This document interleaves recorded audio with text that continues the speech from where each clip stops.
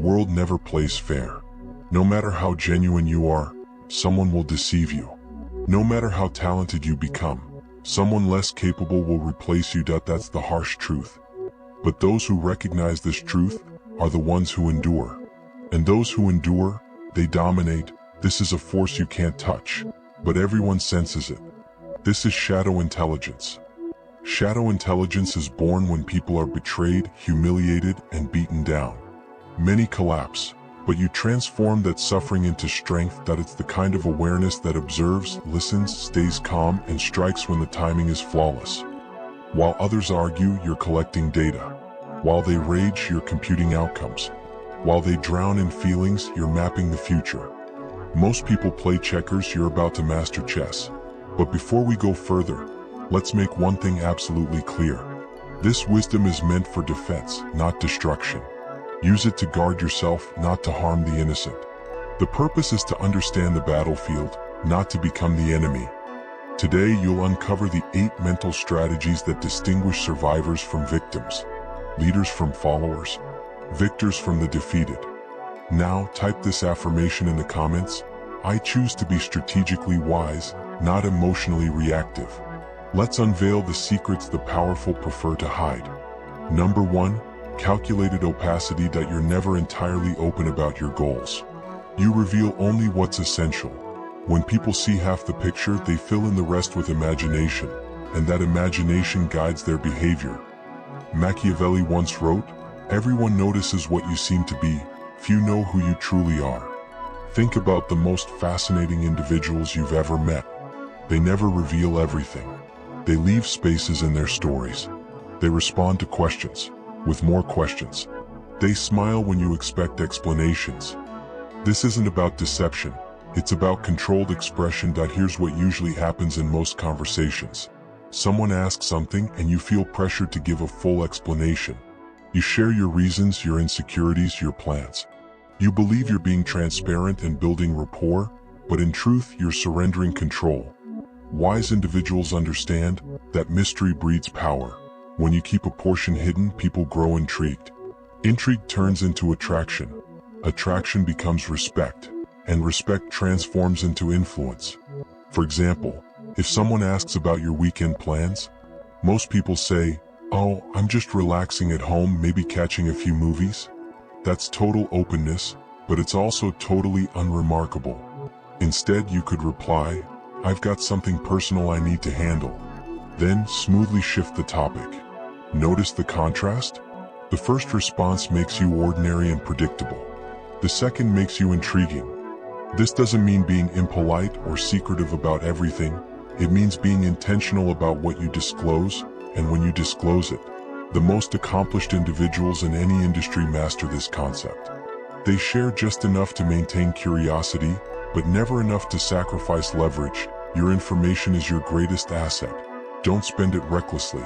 When you apply calculated opacity, people begin listening more closely to your words, because they know you don't speak without purpose. Your speech gains authority, because it's rare. Remember, the goal isn't to act mysterious just for appearance's sake. The goal is to stay in control of your story and your influence. Number 2, adaptive persona. You're not identical in every interaction. You modify your demeanor depending on who's in front of you. People think they understand you, but they only know one facet of your character. Machiavelli once wrote, "A prince must ensure that nothing escapes his mouth which doesn't reflect the 5 virtues, mercy, faith, humanity, integrity, and piety, so that those who see and hear him perceive him as possessing them all." This isn't about pretending, it's about being strategically flexible. You already do it unconsciously. You talk differently to your grandmother than to your buddies. You behave one way in an interview and another at a celebration. You highlight different sides of your nature in each context. Adaptive persona takes that instinct and turns it into a conscious skill. Every individual you meet has unique priorities, communication habits, and emotional triggers. If you treat everyone the same, you'll resonate with a few, but lose connection with many. Intelligent people analyze who they're speaking to and tailor their tone, energy, and language accordingly. Are they analytical? Give them logic and evidence. Are they emotional? Resonate with their feelings. Are they practical? Demonstrate how something truly functions. Are they visionary thinkers? Paint the bigger picture. This isn't manipulation, it's emotional intelligence in action. Think about water. It molds itself to whatever container it fills, yet it never loses what it is. It's still water. Whether in a glass, a bottle, or an ocean, your adaptive persona works the same way. You adjust your approach to suit the environment, but your core essence remains unshaken. The error most people make is believing authenticity means behaving identically with everyone. But true authenticity doesn't mean sameness. It means being your real self while expressing it in the most impactful way. When you master adaptive persona, you evolve into someone who can form a connection with anyone. People feel recognized and valued around you because you communicate in their rhythm. This ability becomes immensely powerful in negotiations, leadership, and relationship building. You're not forcing people to understand you, you're allowing them to relate to you easily. But here's the caution: never shapeshift so much that you lose your identity. Your morals, integrity, and fundamental beliefs must remain constant. Only your delivery should adapt. The strongest individuals are like diamonds. They shine from many sides, yet remain one unbreakable stone. Number 3, the principle of detachment. You are not a prisoner to any person, feeling, or belief. What you're not terrified to lose can never control you. What can't confine you can't deceive you either. Machiavelli once wrote, "Since love and fear rarely coexist, if we must choose, it's safer to be feared than loved." Detachment is one of the most misunderstood powers in dark intelligence. People assume it means being heartless or emotionless. It doesn't. It means being independent and self-governed. Most people are slaves to their attachments. They fear losing their job, so they accept mistreatment. They fear losing a relationship, so they abandon their values. They fear losing validation, so they say what others want to hear, instead of what's true. The fear of loss weakens you. Freedom from that fear empowers you. This doesn't mean you stop caring, it means you stop clinging. Picture this: 2 individuals are negotiating a business deal. Person A desperately needs it to succeed. They've pinned all their hopes on it and already made future plans. Person B would like the deal to happen, but has alternatives and is willing to walk away if terms aren't right. Who has the leverage? Person B, because they're detached from the outcome. They can bargain from strength. Detachment brings clarity. When you're not obsessed with being right, you see the situation more objectively. When you're not hungry for approval, you make wiser decisions. When you're unafraid of solitude, you choose healthier connections. Here's the paradox: the less you depend on something, the more often it comes to you. Think about truly confident people. They're not calm because life always goes perfectly. They're calm because they know they'll survive, even when it doesn't. That's the real power of detachment. This doesn't mean being reckless or cold-hearted. You should still strive for your dreams and cherish people deeply, but never be so attached to any outcome that you lose your ability to think rationally and act strategically. Detachment also shields you from being manipulated.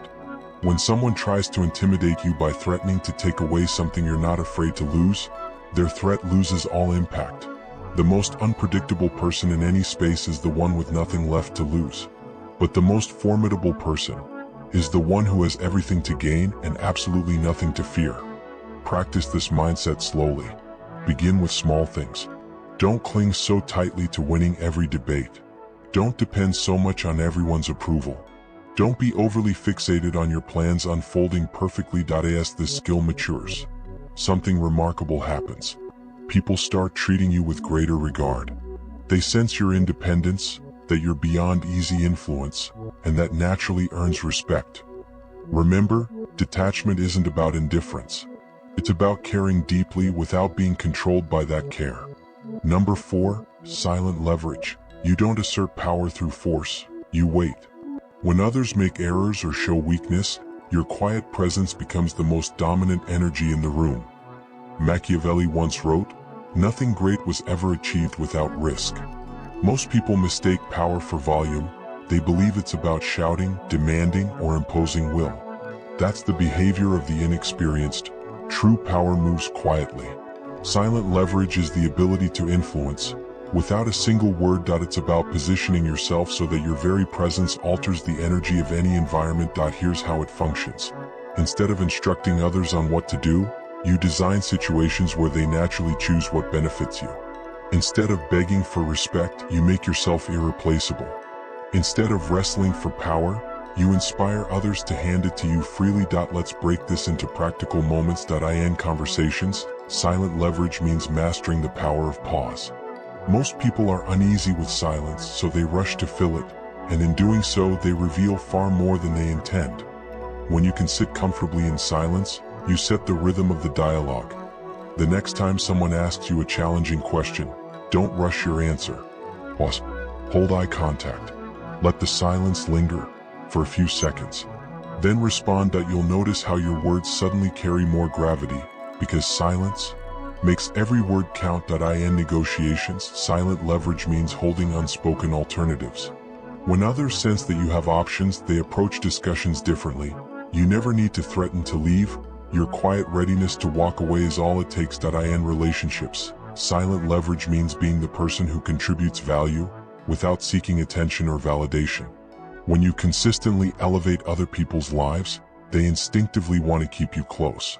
Loyalty doesn't have to be demanded, it's earned through consistent actions. In professional settings, silent leverage means becoming the go-to person for solutions. You don't broadcast that you're the expert, you simply deliver results until everyone recognizes your reliability. The essence of silent leverage is patience. You're not chasing instant results, you're cultivating lasting influence. Most people crave immediate payoff, they want to see their impact instantly. But those who understand quiet power are willing to wait and watch the world shift in their favor. Silent leverage functions differently. You sow seeds and patiently wait for them to bloom. You make smart investments and wait for them to yield results. This demands a shift in mindset. You must grow comfortable with delayed rewards. You have to believe that your steady, deliberate actions will eventually generate the influence you're pursuing. Once you master silent leverage, something remarkable happens. People begin approaching you for guidance, without you offering any. They start craving your approval, without you ever requesting it. They follow your lead, without a single command. You evolve into the quiet architect, shaping outcomes, without anyone noticing the blueprint. But there's a crucial moral line here. Silent leverage should never be used to exploit or manipulate others. Its true purpose is to create win-win dynamics, where everyone benefits. The most honorable way to use silent leverage is to guide people toward wiser decisions that serve both them and those around them. You're not deceiving them, you're helping them align with outcomes that uplift everyone involved. Remember, silent leverage isn't inaction. You're still making calculated moves, just doing so discreetly and intelligently rather than loudly or impulsively. Number 5, psychological echo. You mirror people's deepest emotions, needs, and insecurities back to them. They feel like you're speaking their exact language, but in truth you're gathering insight and influence. Machiavelli once observed, "Men judge more by sight than by touch." Everyone sees what you seem to be, few truly grasp who you are. Psychological echo is the art of becoming a mirror, one that reflects what others need to perceive and feel. This isn't about trickery, it's about profound empathy and strategic awareness. People don't buy things, they buy solutions to pain and fulfillment of desire. When you can identify and mirror those real needs, you become indispensable. Most people fail here because they're too focused on expressing themselves instead of understanding the other person. Let's break down how psychological echo works in real life. First, become an observer of human behavior. Understand that everyone carries unseen struggles, quiet hopes, and private fears. Your role is to listen for the subtle hints that reveal them. When someone discusses their job, they're not merely sharing facts. They're expressing identity, priorities, and hidden anxieties. When they talk about their relationships, they're revealing emotional habits and their most delicate needs. Most people listen to reply. You must listen to comprehend. Here's a practical approach. Every person you encounter is silently asking 3 questions. Do you see me? Do you understand me? Do you value me? When your words and actions answer yes to all 3, you create an instant bond. The psychological echo technique is about reflecting not only the words people use, but the intent and emotion behind them. Listen for the feeling beneath the statement, the desire beneath the frustration, and the fear beneath the anger. For instance, if someone says, "I hate my job," most people respond with career advice. But a deeper listener hears the emotional truth. Maybe they feel ignored, stagnant, or uncertain about their purpose. A psychological echo reply might be, "It sounds like you're not feeling recognized for your efforts." Or, "Maybe you're ready for something that truly challenges and fulfills you." See the difference? Instead of rushing to fix the problem, you're acknowledging their emotional reality, and that's what makes people feel truly understood. This makes people feel deeply recognized, which naturally builds trust and influence. The secret is to mirror the positive intent behind what they're expressing. If someone complains about being overloaded, reflect their commitment and their strong work ethic. If someone vents frustration about a challenge, highlight their drive for improvement, their high standards. This method works because humans have a powerful psychological need to feel truly understood. When you prove that you genuinely see them, they instinctively trust you more and place greater value on your insights. But here's where this becomes truly transformative. Once you grasp someone's core motivations and fears, you can frame your ideas, proposals, or requests in a way that naturally resonates with them. If a person values security, describe your idea using terms like stability and protection. If they crave recognition, present it through achievement and appreciation. If they value independence, shape your message around freedom and personal choice. You're not changing what you're saying, only how you're saying it. You're aligning your delivery with their mental framework. This ability is incredibly powerful in leadership, sales, parenting, and emotional connection.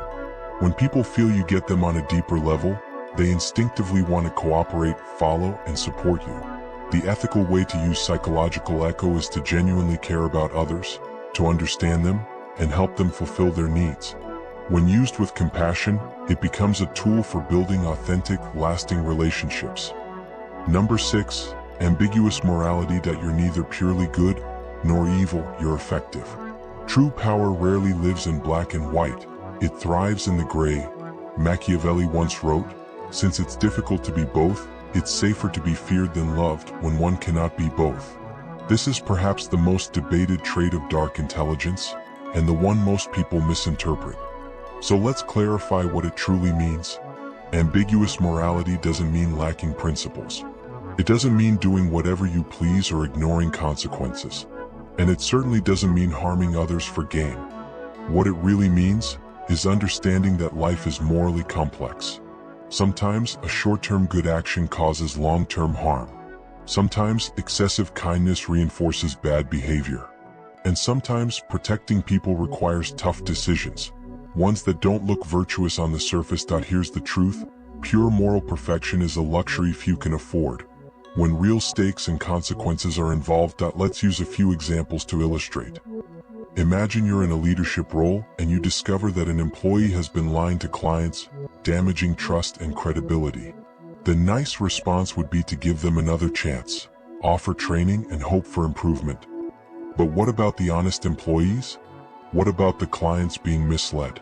What about the company's long-term reputation? Someone with ambiguous morality might choose to protect the majority, even if it means removing one person, a painful but necessary choice. That's not cruelty, that's strategic morality. Here's another example. A friend asks for advice about a toxic relationship. The gentle response might be to stay positive, to avoid criticism. But someone guided by ambiguous morality understands that real compassion sometimes means telling uncomfortable truths, even if it hurts in the moment. The guiding principle here is to prioritize outcomes over appearances, to do what truly helps in the long run, not what merely looks good in the moment. Sometimes, the action that appears good on the surface ends up causing harm. Other times, the decision that seems harsh or cold produces far better outcomes for everyone involved. This demands a higher level of moral reasoning. Instead of asking, "What will make me look like a good person?" you ask, "What choice creates the most beneficial results for the most people?" It also means taking full ownership of your choices, even when they're uncomfortable, unpopular, or personally challenging. But here's the key distinction: ambiguous morality is not selfishness. You're not acting for personal gain at the expense of others. You're making realistic, balanced decisions that serve the greater good, even when those decisions come with personal cost. This mindset also recognizes that context matters. An action that's wrong in one situation might be essential in another. For instance, total honesty might be ideal in a close relationship, but in certain professional negotiations, measured communication or strategic withholding can lead to far better outcomes. Someone who embodies ambiguous morality understands these subtle shades and adjusts their behavior accordingly. But here lies the danger. This trait can be easily twisted to justify self-serving actions. That's why maintaining clear moral boundaries is vital. Knowing exactly what you will and won't compromise on, even when things get complex. Define your personal ethical code. Ask yourself, what are your core, unbreakable values? What lines will you never cross no matter what? And which outcomes are you willing to take full responsibility for? Within those lines, allow yourself the freedom to be strategic and adaptable, even when others misunderstand or criticize you. Remember, the aim isn't to please everyone. The aim is to stay effective, grounded, and ethical in a complicated world where easy answers rarely exist. Number 7. Controlled exposure. You don't show all your cards. The less people know, the more they speculate. And those assumptions create openings you can use strategically. Machiavelli once said, "Men are so simple of mind and so ruled by their immediate desires that a deceiver will always find those ready to be deceived." In today's world, where everyone overshares online, controlled exposure might seem old-fashioned, but it's more powerful than ever. When the crowd reveals everything, the one who shares with purpose stands out. When everyone broadcasts emotions and opinions, the person who maintains a touch of mystery becomes magnetic. Controlled exposure means being deliberate with what you reveal. Not everyone deserves full access to your personal life, and selective transparency often builds stronger trust and greater influence. Here's the psychology behind it. Humans are wired for curiosity. When something feels incomplete, our minds instinctively try to fill the gap. This is known as the curiosity gap, one of the most compelling forces in human behavior. When you master controlled exposure, you create intentional curiosity gaps, drawing people closer, keeping them focused on what you choose to reveal. Think about the most engaging individuals you've ever met. They never tell you everything. They share just enough to intrigue, while leaving you wanting more. That's not coincidence, that's strategic communication. Now, let's talk practical application. In a professional setting, controlled exposure means being selective about which ideas you present and when. It means not disclosing every skill or insight immediately. Keep some expertise in reserve so you can deliver value when it's most impactful. For instance, instead of showing all your capabilities during your first week at a new job, reveal them gradually over time. This creates the impression of steady growth and momentum, rather than someone who peaks too early. In social situations, controlled exposure means avoiding oversharing your life story. Share personal details slowly as trust develops. This isn't about being secretive or fake. It's about being strategic and intentional with your openness. In negotiations, controlled exposure means not revealing all your priorities or limitations up front. Hold back certain information and use it tactically as discussions evolve. The key rule is simple. Once something is shared, it can never be taken back. Once people know a detail about you, they can't unlearn it. So it's wiser to err on the side of revealing too little rather than too much. But remember, controlled exposure isn't just about withholding, it's about timing. The same piece of information can have a completely different effect depending on when you choose to reveal it. For example, revealing a particular talent or accomplishment early in a relationship might come off as showing off, but sharing that same information later, when it's relevant to solving a challenge, makes you appear humble and capable. Controlled exposure also means understanding your audience deeply. Different people need to know different versions of your story. Your level of openness should always match the context and the connection. Your closest friends and family should know more about you than casual acquaintances. Your business partners should know things your competitors never hear. Your employees should see different aspects of you than your peers. This isn't about being deceptive or insincere. It's about being intentional and strategic with your personal information. Here's another key layer.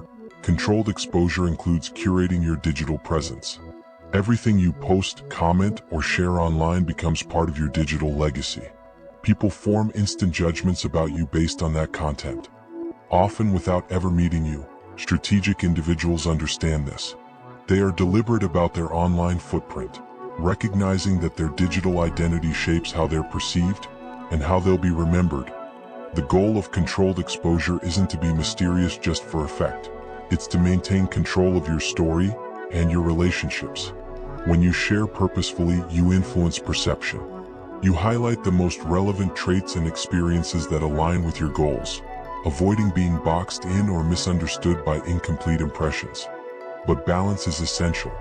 You must share enough to create authentic connections, but not so much that you lose your strategic edge. The most successful individuals understand this delicate equilibrium. They remain open, sincere, and relatable, yet selective and deliberate about how much they reveal, and when they do it. Number 8, outcome obsession. You're not here to win debates or prove superiority. You're here to create tangible results. People driven by outcomes don't waste energy on drama or distraction.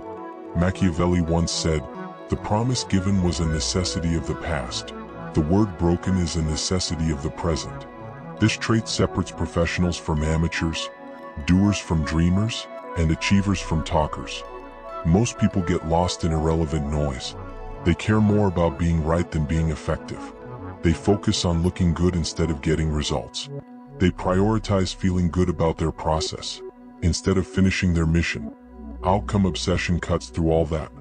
When you think this way, your questions evolve. Instead of, "How can I prove I'm right?" you ask, "What outcome am I trying to achieve?" Instead of, "How can I look impressive?" you ask, "What steps will actually deliver the result I want?" That simple shift changes everything. Let's start with arguments and conflicts. Most people approach them like competitions, trying to win by proving they're right, catching others in contradictions, showcasing intellect and logic. But outcome-obsessed individuals approach disagreements differently. They ask, "What do I actually want to accomplish from this exchange?" Maybe the goal is to influence behavior, to reach mutual understanding, or to gain insight into another person's mindset. Once they're clear on that objective, they choose their strategy intentionally. Sometimes that means proving a point, but often it means something entirely different. For instance, if your goal is to change someone's attitude or action, trying to prove them wrong can easily backfire. People resist correction when they feel attacked or belittled.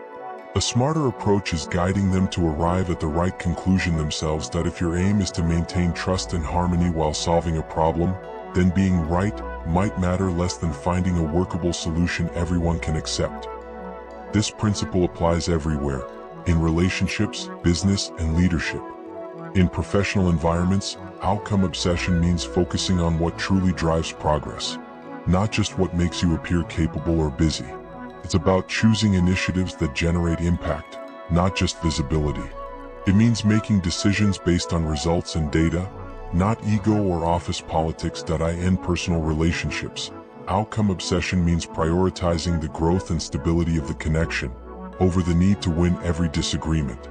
It's choosing your battles wisely, investing your energy where it truly matters, not reacting to every small irritation. In personal growth, outcome obsession means measuring success through tangible progress, not by intentions or effort alone. It demands brutal honesty, a willingness to face what's working and what's not, even when the truth is deeply uncomfortable. Here's where outcome obsession becomes transformative. It helps you escape the illusion of productivity. Many people stay busy yet go nowhere. They confuse motion with momentum, believing that hard work automatically guarantees success. But outcome-driven individuals know better. They understand that you can work tirelessly, chase every task, and still fail if your focus is misplaced. So they ask themselves a single piercing question: Is this action moving me closer to my goal, or merely keeping me distracted?